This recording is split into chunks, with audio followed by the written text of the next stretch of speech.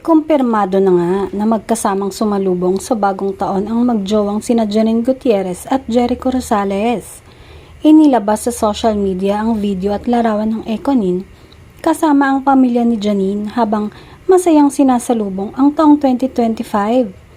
Part of the family na talaga si Jericho ng mga Gutierrez.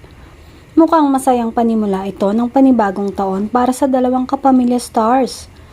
Hindi naman nalingid sa kalaman ng lahat na masaya ang Ekonin sa kanilang relasyon kahit hindi pa sila umaamin.